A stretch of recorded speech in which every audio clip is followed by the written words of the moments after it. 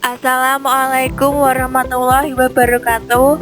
Saya Khoriatun Nurwakidah, NIM B101803332, akan sedikit memaparkan hasil rangkuman jurnal yang berjudul Sustainable Development of Human Resource in Globalization Period.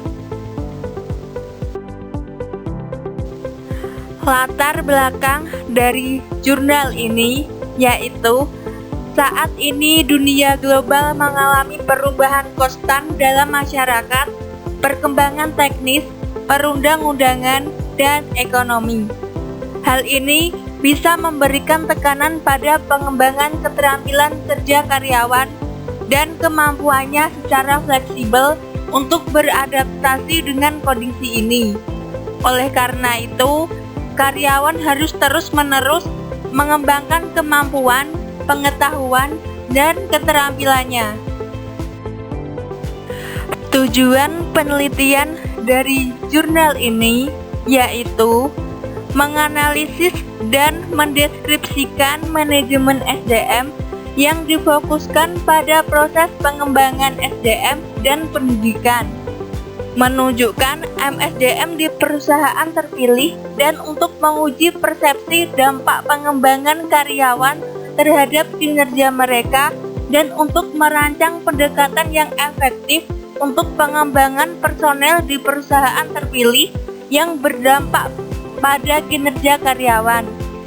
Mengetahui apakah terdapat ketergantungan antara persepsi subjektif kinerja karyawan dan aspek individu, yaitu penyelesaian program pelatihan teknis, evaluasi individu karyawan, relokasi karyawan, dan jumlah karyawan.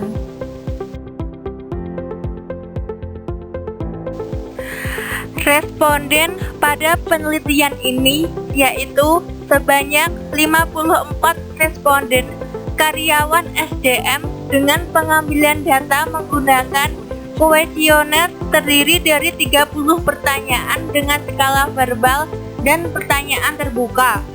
Data yang diperoleh diolah otomatis menggunakan Google Form dan Microsoft Excel.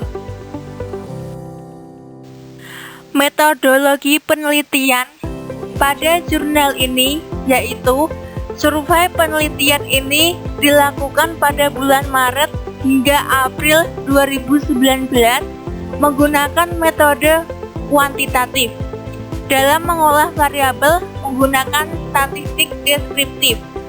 Dalam penelitian ini menggunakan variabel ordinal dan binary, koefisien korelasi, dan uji chi-square sebagai uji hipotesis data statistik.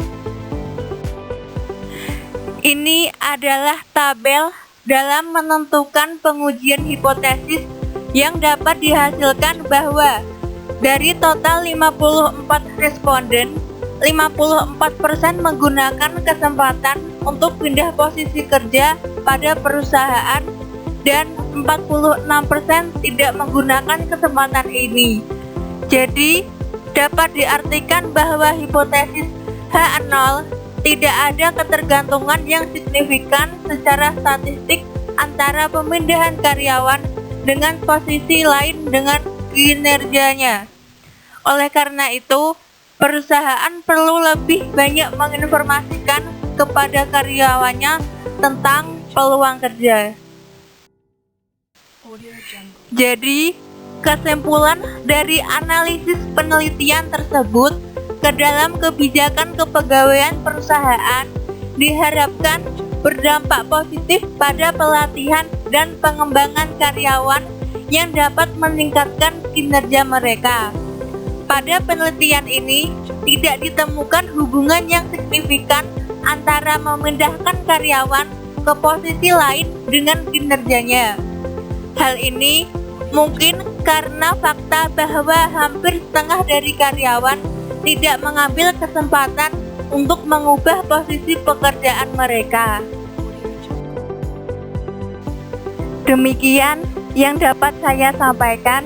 Mohon maaf jika ada salah-salah kata. Wassalamualaikum warahmatullahi wabarakatuh.